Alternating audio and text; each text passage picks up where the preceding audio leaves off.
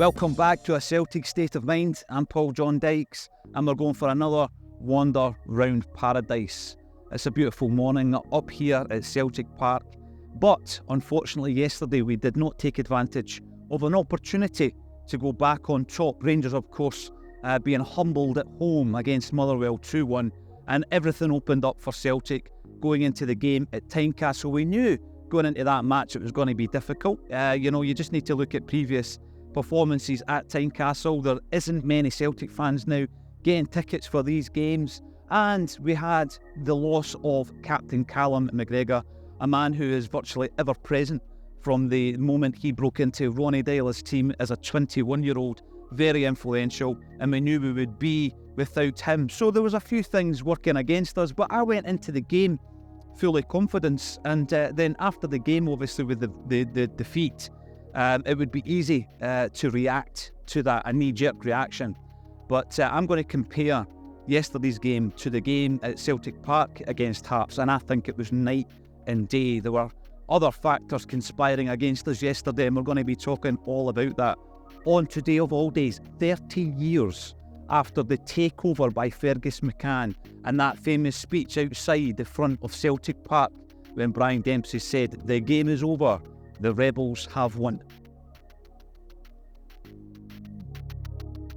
So Celtic have now deployed a siege mentality, and I'm all for it. Last week, Brendan obviously was dealing with the Scottish media, and this week he has dealt with the Scottish officials, and it's no doubt that he was in the right yesterday talking after the game.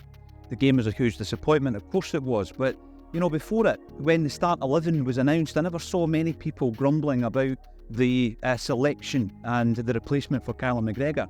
I seen a few after the game with hindsight because we didn't win, but I don't think it was down to selection. Let's talk about some of the flashpoints in this game.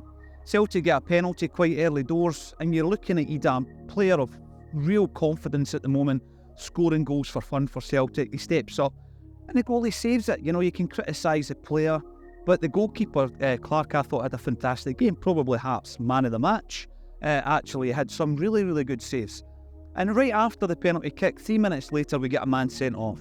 And I think this is the first issue that I've had with the game and the officials' decisions. And of course, Brendan Rodgers spoke about it after the game. Yang with a high boot. And we'll have all seen the freeze frame image of Yang, and you can compare it to the incident against Motherwell just last week. What's the difference? Well, Yang's wearing a Celtic strip, clearly. So the referee books him, it goes to VAR, Beaton tells Don Robertson to go and have a look at it, and it turns into a red card. The game has completely changed at that point. The shape for Celtic has to change, and I think we did very, very well between then and right up to the half-time break. But before we went in at half-time, of course, there was the penalty decision against Iwata.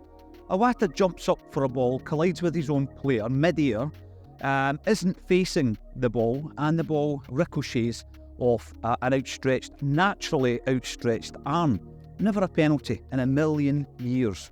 But again, the referee is called over to VAR, and the penalty is given. And these two decisions were the reason that Celtic lost the game. It wasn't due to a poor display. It wasn't because Hearts were rip-roaring and tore us apart. It was these two decisions, and Brendan Rodgers was right to call them out. So when we're looking at this is not a conspiracy. This is not tin hat time and all that kind of stuff. This is Brendan Rodgers finally calling out the drastic performances of our officials. And as we said over the weekend, it's not VAR, it's the people behind the VAR making secondary decisions that are turning games on their heads, and that's exactly what happened. I think that when you look at the chance creation, the expected goals, if you want to have a look at guys like Alan Morrison talking about that, Celtic continued to create. And this is why I wasn't as worried after yesterday's defeat as I was when they beat us 2-0 at Celtic Park, because that was a really, really poor performance last year when they beat us 2-0 at home. Yesterday wasn't. I seen loads of drive, I seen creativity, and I also saw a braveness with the decision making at half time. Brendan is criticised often for the substitutions. He's made mistakes this season, and I just think he was bold. He brought off Bernardo, who was pretty ineffective, and he brought on Kyogo. And I think that after the game, what we need to try and do, what Brendan has to try and do, is find a way to play Kyogo and to play Ida in the same start 11, because when you do that, we're going to create chances. I thought they linked up really well. If I'm looking for positives from the performance, they linked up very well indeed. And between now and the end of the season, if we can find a way to get them in the start 11, I think that we will be firing on all cylinders. I'm taking positives away from the weekend. I'm looking at the fact that Rangers were defeated against Motherwell. They were very lucky against Kilmarnock the previous game. They've got Europa League games that we don't have to concern ourselves with. And I reckon that they can be got at out with the Glasgow derbies. So I think it's time to step up and back Brendan. I'm not criticising him. I think he was 100% right with his comments after the game. So a few points of observation from the weekend's shenanigans. First one, I'm not too disheartened by Celtic's performance. Yes, we did not get the win, but it was other circumstances that conspired against the team, which we've already covered and which were called out by Brendan Rodgers after the game. So I'm not too disheartened by it. I think also you've looked at an opponent who have been built up, mainly by the Scottish media, as being some kind of invincible force. They can be got at. And I think that that breeds a bit of confidence as well. Everything that's happened over the weekend will build a siege mentality.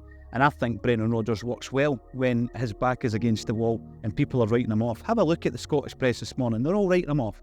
They're all writing Celtic off. And I think we can fight back from that. Another observation which already knew, Rangers fans actually take more joy out of Celtic getting beat than they do from their own team winning, which is a bizarre state of mind to deploy. What's Acsom been up to? Well, just over the weekend there, I had the great pleasure of sharing a stage with Pat Bonner and Roy Aiken at Cowie. And Cowie is the first gig I've ever done where we had a stage invader, 83-year-old, big shout out to old Matt. I hope you had a good night, but we couldn't get him off the stage. We've got Paddy McCourt coming up next month. The ticket links are underneath this video. We're going to be going to Gracie's and Grangemouth, Caesar's Paradise, and we've also got Martin O'Neill at Barazak Design. Tickets are going really quick for that one. That's going to sell out, so be quick. Tickets underneath in the link. And we're doing our auction finally for Wee Jamie's Journey. Jamie Tierney, 5-year-old, who spoke to his old fella last week on the Wander Around Paradise. And we've got loads of great stuff. And we're going to be auctioning it all off on eBay. And the bids have been flying in already. Thank you everybody for getting involved. All the links are underneath the video.